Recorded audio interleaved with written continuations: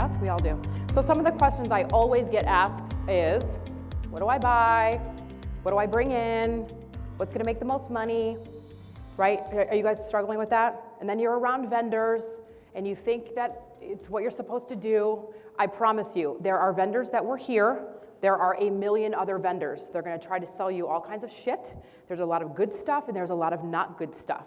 So it's back to realizing who you are, what the business is. You know, the things that are gonna be vital, that are not ever going away, are body contouring, skin tightening, and injectables. That stuff is not going away.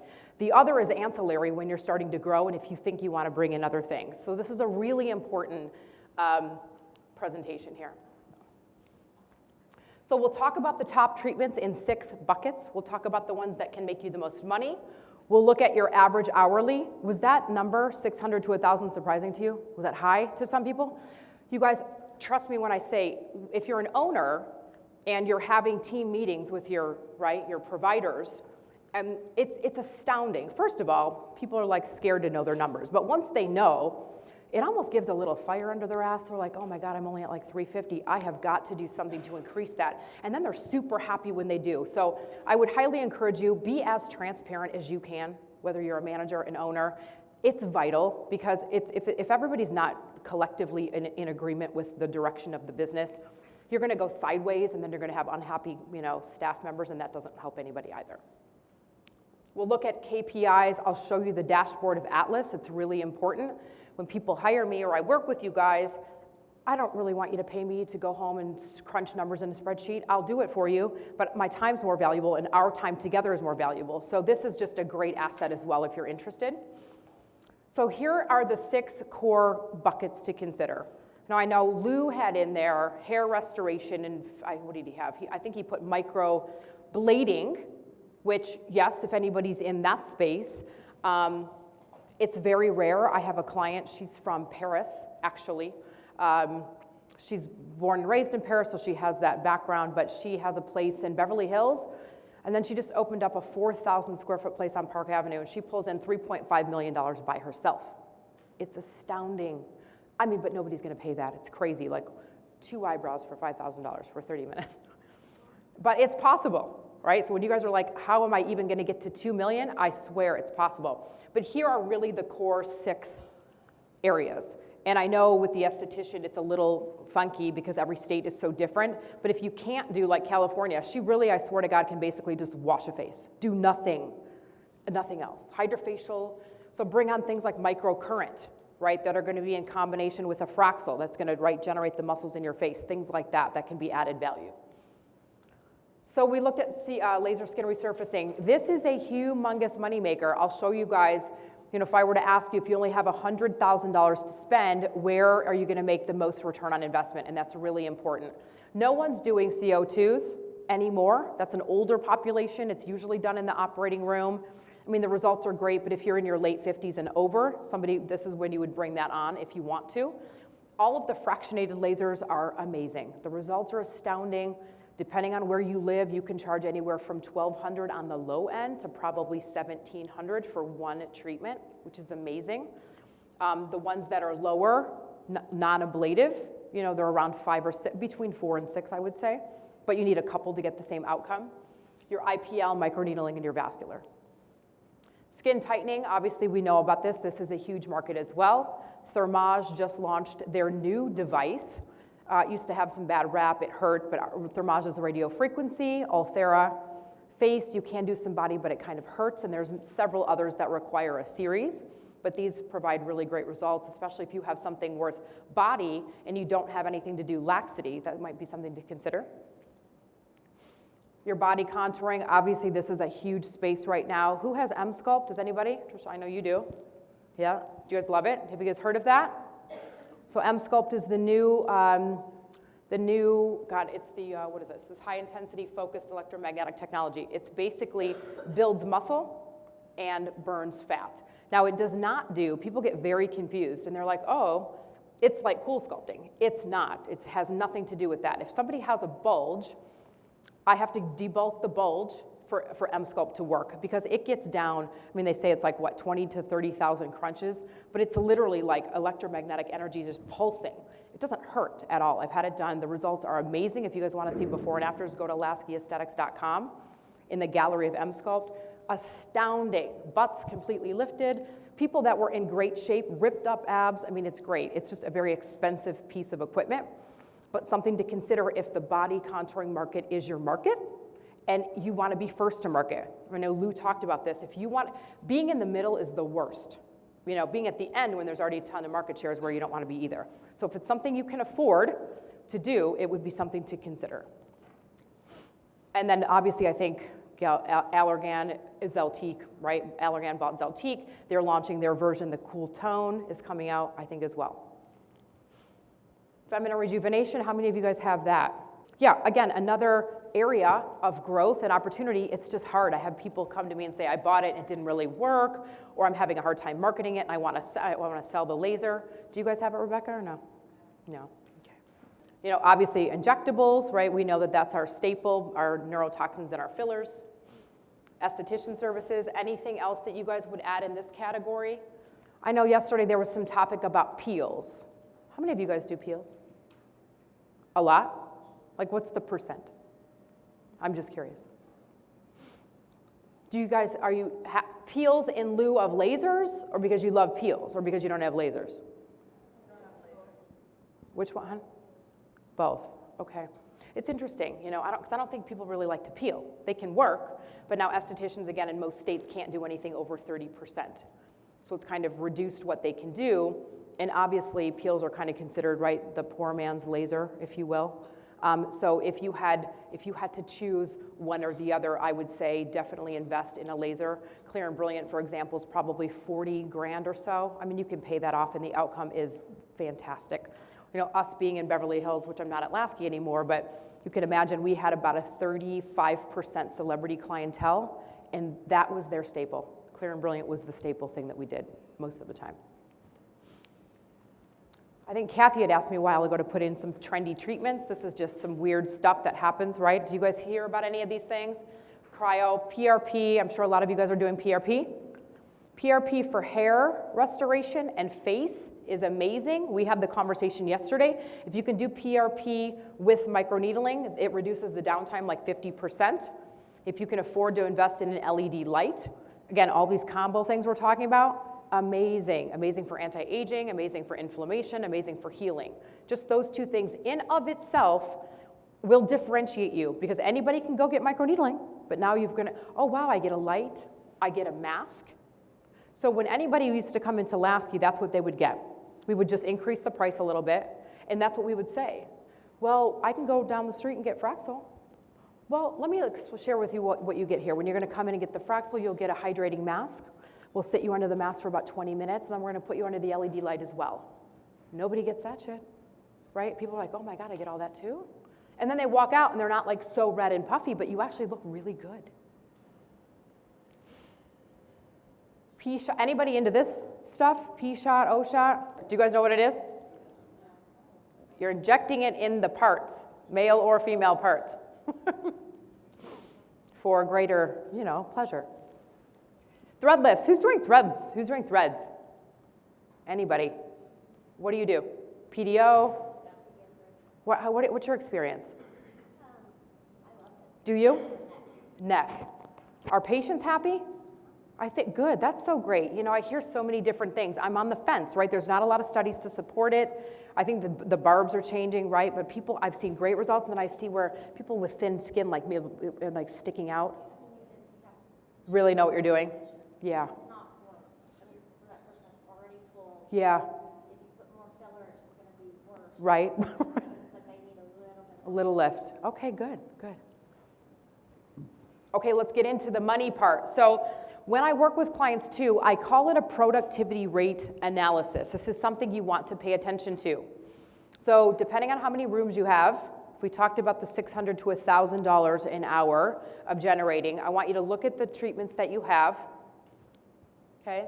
The devices or the services, what you charge, how long it takes, what your consumables are, which is going to give you your average profit. Now, I am not including labor, and I'm not including lease. It's a whole different thing, right? But at least you can have an indicative picture of where your time spent and where you're gonna make the most money. Now, on a big picture, I'm sure if I asked any one of you, you're gonna be like, I know, right? You know it, but when you actually see it in a plan, and you see it in a cash flow analysis, it changes the dynamics of everything. Because there were moments when I was like, for example, I had a nurse practitioner, I think we talked about the stats yesterday. I'll just share with you now, Beverly Hills compensation is very, very high. Her salary was $180,000, just the salary. Now you can't bonus on procedures and products, but I said, okay, you need to deliver, right, 5 to 6 times. So it should be 5 to 6 times the salary is the normal to pay for yourself. She was pulling in about 1.3. That's good revenue, right? For a full-time and a nurse practitioner, good money. But when I looked, she was just running inefficiently because all day long she was doing Clear and Brilliance, which is great, but she kept in her cookie cutter way, even though she was bringing in so much money. So we sat down and had a conversation, and I'll show you when I get to the next slide, of how she could just tweak a couple of things. And it's not to, right, sell something that's bullshit, right? But I was like, you're doing Clear and Brilliance, 30 a month. No one needs a Fraxel. Nobody needs that, right? One's 500 and one's 17. Are you kidding me? So just a couple of shifts. So when you sit down with your providers and have these business meetings and show them where they're actually spending time and what they're doing, it really is an aha, like, oh, God, I am kind of doing the same thing with everybody. Or let me just make some shifts, or let me change my consultation process. She was a badass. I mean, that is a lot of money. But when I would sit with her, I was like, ooh, you could probably pull in 1.5, right? We just tweaked a couple things in her language, and she was the driver. People did not really like her. She was kind of mean, but she had a cult following because her results were impeccable. And people would say, she's a bitch, but I don't care because my face looks amazing. And that is the way it was. And when I said the thing about conviction, you don't deviate. If you don't do exactly what she says, you don't get it done. Bye. And I was like, oh my God, this is not gonna work. But I swear to God, it did. It worked.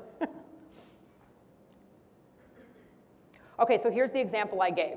So depending on what you're able to afford, what you're willing to invest and spend, I mean, we grew over time, but Clear and Brilliant is a series. They're in the same family by Solta, which I think Valiant owns them now. And then Fraxel's an annual thing with some maintenance if you need it. But you can see the price point. So when we're talking about that conversation around price and what people can afford, so one's 500, one's 15, you see the revenue per hour. Where would you guys like to spend your time?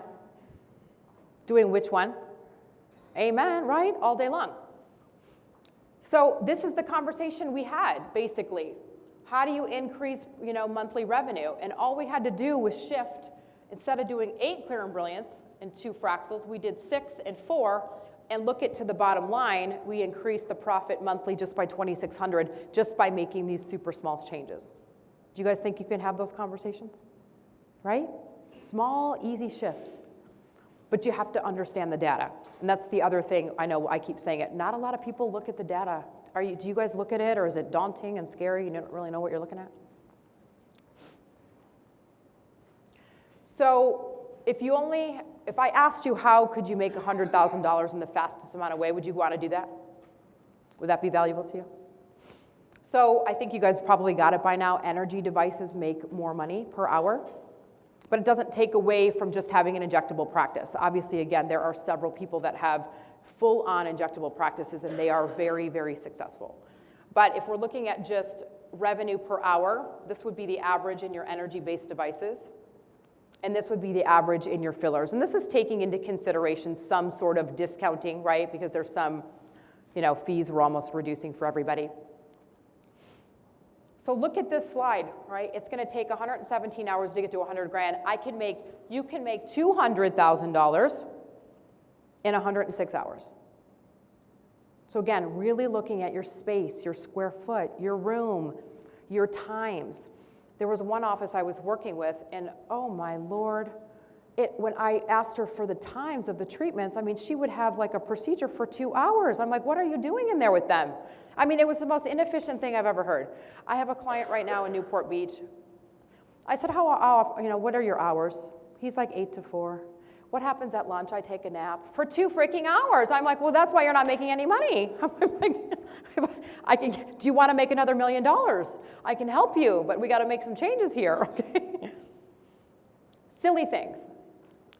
And then this is where it gets a little tricky because you can look at your equipment and go, oh my God, I make a lot of money. For example, V-beam. When I first started at Lasky, V-beam looked insane. It was so high. Oh my God, we were doing V-beams for $50 for a bruise post an injectable or post a surgical procedure, which the patients were super happy, but that's not gonna make you any money. I'm like, we can't do that. So let's incorporate it in a pre and post protocol with a surgeon. So if you're getting a facelift, a tummy tuck, right, whatever you were getting, it was, you would do that, whatever the protocol is, 6 weeks post, you'd come into our center, it was across the street. You would get the laser, you would start on lightning agents. I mean, it just became this very seamless process. One, patients got introduced to a new set of services, and then again, their outcomes were so much better. But I really just want to say humbly, I am here simply because I know it can be possible for you. I know it can work. I've also seen horrible mistakes, which I don't want you guys to make. I don't want you to spend money in all the wrong places. I don't want you to hire people that are going to do average work. I want you to do the right things because I had to do it too. I told you, it was 1,200 square feet, one person, one RN, no infrastructure, no systems, no software, no website, no nothing, in the middle of Beverly Hills, behind the Peninsula Hotel. Rodeo, Bedford, Cannon, you could come visit me. We could just, like I said, walk the streets, park your car in hundreds and hundreds and hundreds, and I'm like, I'm gonna get fired. What am I gonna do? And you just figure it out. But what I was not willing to do, and I told them, I will become the partner. What I'm not willing to do is tell you, you're gonna tell me that I can't do shit. I can't spend money. Because here's where I have to spend the money. In the website. Is it 15 to 20 grand to build? Oh well, right? But is it gonna yield me results? And it did. 10 times over, right? I have to buy this equipment because this is what the market demands. What is the lease? 3 grand, we have to do it. I don't want you to skimp on the things that are gonna be so vital to the success for you guys long term. So let's talk about KPIs. It might be in your slide deck if you can see it a little bit further, but basically what they do is they integrate with the software, and instead of you or me or anybody crunching numbers, it will build a dashboard for you that's a live dashboard. And every hour it updates the information.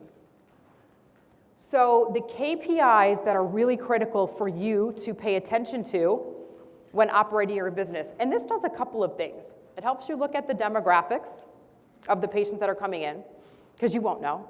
It also helps you look at how much they're spending, how far they drive, real time, hour per hour, real time what they're generating. I mean, we can break it down to whatever it is that you guys actually want to look at. They built me a Terri Ross kind of dashboard of the things I would like my clients to look at. And these are the key things that are important. Your average revenue per invoice, your expenses, think about that, right? If you could have, instead of looking at a P&L from your accountant or your bookkeeper all the time, you're gonna look at it real time. So if you're bringing in 100 or 200 a month, what are your expenses that month? You can see right on this quick dashboard what's off and what's not. And then be able to make quick changes. We talked about revenue per provider and per procedure. This is also an area where you can look at how much you're discounting, or if someone is and you don't even know at the front desk. Your lead acquisition cost, again, this is important.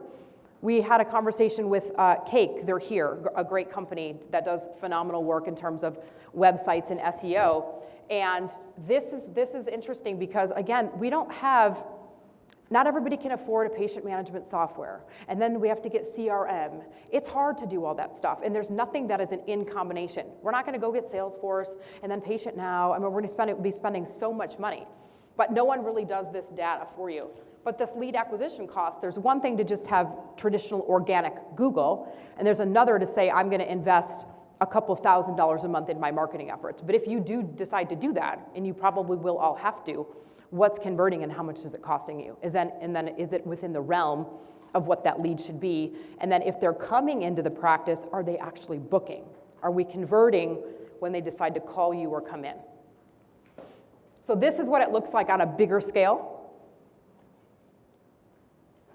And for people who have been in business, that are in this room for a while and want to scale and grow, I have a program called the Gap Analysis, and it's called the Enhanced. And so what that is a 17-page assessment where you pretty much dive deep into what's happening within your practice, and I have the ability to analyze that data and write you a very high-level plan, performing plan back of what you need to do to fix it, and part of that program is working with Atlas KPI, which we will build this dashboard for you.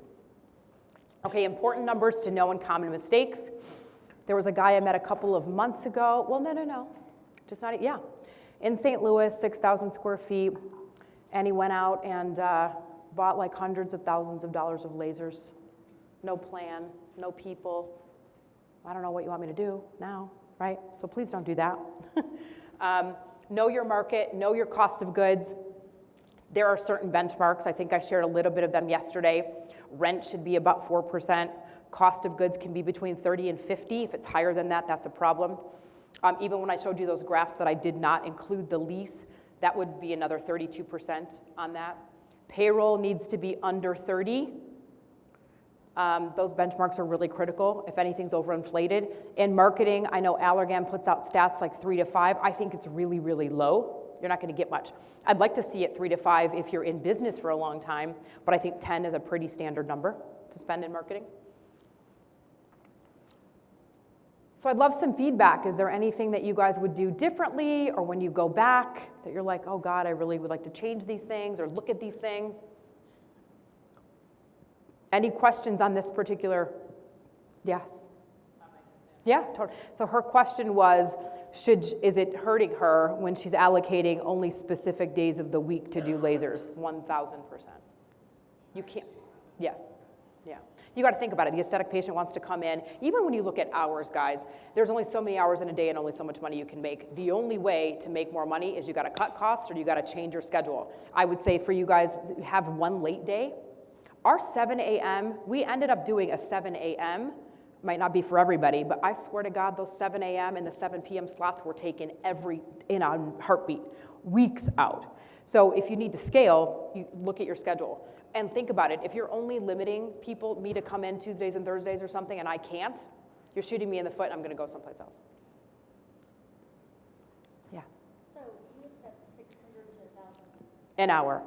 So, and I've heard throughout this whole thing that esthetician services are like. Well, okay, so that. I'm like, how do we? Okay, no. So for so for estheticians, I would say, depending on what you're going to charge, and depending on where you live, take the average hourly. I would hope that no one's facials are less than like 120.